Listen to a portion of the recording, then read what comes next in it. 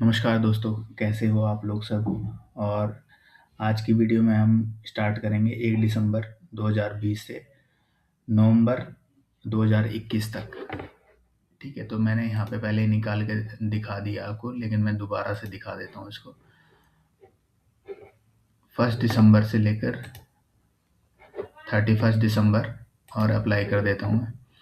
Apply करने के बाद ये मैंने उस टाइम भी स्टॉक्स के अंदर ही किया है। स्टॉक्स के अंदर बहुत सारी चीज़ें हुई हैं जो मेरे को उस टाइम याद है कि मैंने एवरेजिंग वगैरह भी बहुत सारी कुछ किया है, तो उसके थ्रू मेरा ये रिज़ल्ट निकला है। यहाँ पे ये लॉस है। ठीक है, अब चलते हैं हम जनवरी के अंदर, 21 के अंदर, 31 जनवरी, और यहाँ पे 87 का समथिंग 8700 का प्रॉफिट है जनवरी के अंदर। मेन जो अभी खुलने वाला है, सबसे बड़ी जो दिक्कत आने वाली है इसी ईयर के स्टार्ट हो गई है वो, मतलब जहाँ मैंने लॉसेस को फेस किया सबसे ज़्यादा। फैब के अंदर 3500 रुपये का प्रॉफिट, मार्च के अंदर देख लेते हैं 15,000 का लॉस,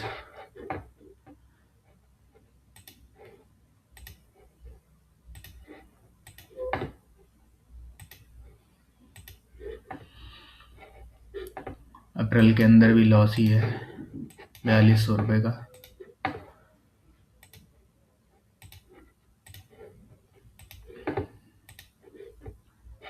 मई के अंदर इतना,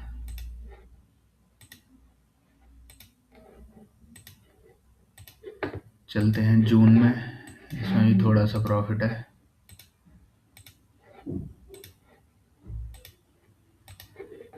जुलाई के अंदर भी प्रॉफिट है।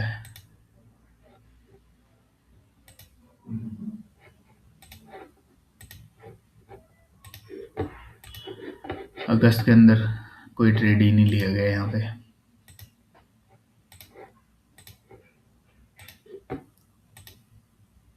सितंबर में 32, इस स्टॉक ने मेरे को सबसे ज़्यादा लॉस दिया है। मैंने इसको बहुत ज़्यादा क्वांटिटीज़ में ख़रीदा था और एवरेजिंग कर करके शायद ऐसा कुछ हुआ है और इतना लॉस।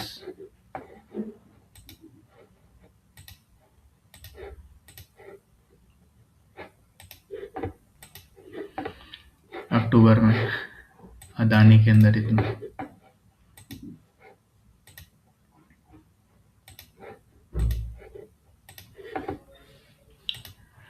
तो लास्ट नवंबर तक मेरे को वीडियो बनाना था। ठीक है, 1 दिसंबर 2020 से 30 नवंबर 2021। ठीक है, अब टोटल ओवरऑल निकालते हैं इसका।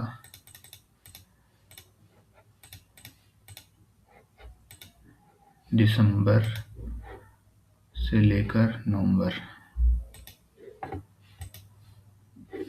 तो इसमें समथिंग मेरा 64,000 का लॉस है। और मैं इसको पॉज करता हूँ, अपने दूसरे अकाउंट में ले चलता हूँ आपको, फिर वहाँ पे दिखाता हूँ वहाँ पे कितना लॉस होगा। अब जनरली जो होगा प्रॉफिट नहीं होगा, लॉस ही लॉस आएंगे अब। तो गाइस, लास्ट वीडियो के अंदर मैं बताना भूल गया था कि यहाँ पे मुझे लग रहा था इक्विटी के अंदर मैंने ट्रेड किया, लेकिन अभी मैंने देखा कि यहाँ पे मैं डेरिवेटिव के अंदर भी काम करने बैठ गया था। ठीक है, दिसंबर के अंदर जस्ट वो याद आया मेरे को, इसलिए मैंने ऐसा बनाया वहाँ पे। अब मैं एक काम करता हूँ, दोबारा से आपको दिखाता हूँ कि मंथ वाइज दिखा देता हूँ, क्योंकि ईयर वाइज मैंने दिखाया है, क्योंकि बहुत बार ऐसा होता था कि मैं प्रॉफिट में भी आता हूँ और लॉस में भी आता हूँ। तो अब देख लेते हैं 1 दिसंबर से देखते हैं हम, और इसमें 20 में जाता हूँ मैं, 31 दिसंबर, और अभी खाली मैं डेरिवेटिव वाला पार्ट दिखाऊंगा।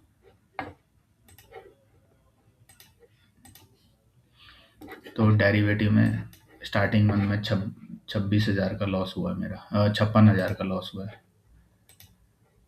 ठीक है, इसीलिए मंथ वाइज देखना ज़रूरी है, वरना तो ईयर वाइज देख सकते हैं, लेकिन किसी महीने प्रॉफिट, अब जैसे 56,000 स्टार्टिंग मंथ के अंदर ही हो गया मेरे को, और फिर उसके बाद हो सकता है मैंने प्रॉफिट लॉस किया होगा, तो समथिंग ये फिर लॉस यहाँ पे है।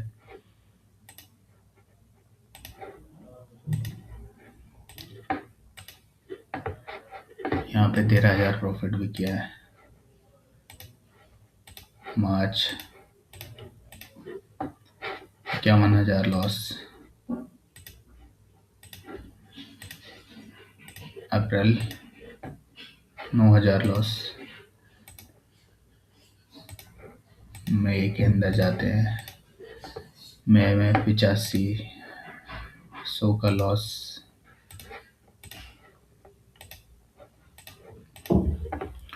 6,000 लॉस। यहाँ पे जून के अंदर लॉस कम है। जुलाई के अंदर इसमें किया ही नहीं ट्रेड, हो सकता है फंड ख़त्म हो गया हो अगस्त के अंदर। चलते हैं सितंबर में, यहाँ पे भी नहीं किया है। यही कंडीशन होगी कि फंड ख़त्म हो गया होगा मेरा और मैं दूसरे अकाउंट में ट्रेड करने बैठ गया हूँ। इसमें भी ख़त्म। अक्टूबर में भी नहीं किया।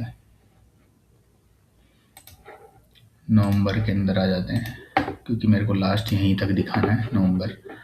तो टोटल इसमें भी मैंने ट्रेड नहीं किया। अब देख लेते हैं कि कितना लॉस किया था दिसंबर के अंदर, 1 दिसंबर से लेकर नवंबर। तो टोटल लॉस है यहाँ पे 1,28,314 रुपये डेरिवेटिव में। ठीक है, ये वीडियो यहीं पॉज करता हूँ और फिर दूसरे अकाउंट में दिखाता हूँ और फिर कैलकुलेशन करके लास्ट में एक साथ बता दूंगा कि टोटल कितना लॉस हुआ मेरा। तो ये है मेरा दूसरा अकाउंट। इसके अंदर अब देख लेते हैं कहाँ से स्टार्ट करें। दिसंबर 2020 से और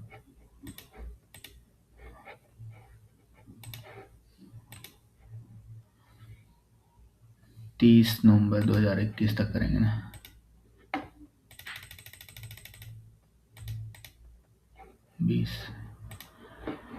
तो ये मेरा हो गया 1 दिसंबर वाला। इसमें इक्विटी में कुछ नहीं किया। अब देख लेते हैं इसमें डेरिवेटिव में किया है कि नहीं। डेरिवेटिव में नहीं किया। 1 जनवरी से लेकर 1 फरवरी में आते हैं, देखते हैं डेरिवेटिव में किया कि नहीं किया। इक्विटी में भी नहीं किया। फैब के अंदर इक्विटी के अंदर किया है, इतना प्रॉफिट है। डेरिवेटिव नहीं किया। ठीक है, मार्च के अंदर नहीं किया डेरिवेटिव, इक्विटी नहीं किया।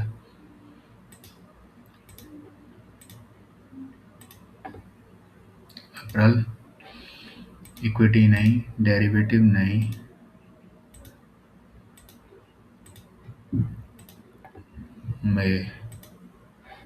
मई में नहीं किया मैंने दोनों के अंदर।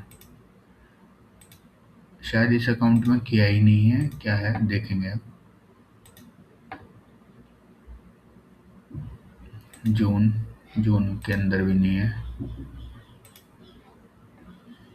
जून में इक्विटी के अंदर मैंने किया है, तो इसमें समथिंग प्रॉफिट है मेरा।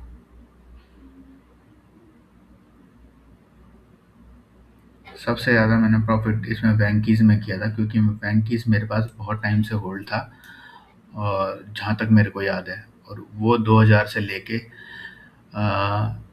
1400 या 800 तक आ गया था। और उसके बाद बैंकीज गया था समथिंग 3600। तो मैंने जो कुछ क्वांटिटी बेची थी अपनी 2600 पे, कि 2700, 3000, 3200 ऐसे करके बेच के तब जाके इसमें मेरा प्रॉफिट हुआ था। ठीक है, तो इक्विटी के अंदर इसमें यहाँ पे है जून। अब चलते हैं जुलाई के अंदर। जुलाई के अंदर भी समथिंग प्रॉफिट है। डेरिवेटिव के अंदर भी प्रॉफिट है, कमाल है। जून के अंदर भी। अब अगस्त में चलते हैं। अगस्त के अंदर इक्विटी डेरिवेटिव के अंदर लॉस है, इक्विटी के अंदर प्रॉफिट है। सितंबर में चलते हैं। प्रॉफिट है इक्विटी के अंदर और इसके अंदर भी प्रॉफिट है। अक्टूबर के अंदर, अक्टूबर में क्या हो गया, 100,000 10,000 लाख समथिंग 2 लाख का लॉस अक्टूबर में। और इसके अंदर 10,000 का प्रॉफिट।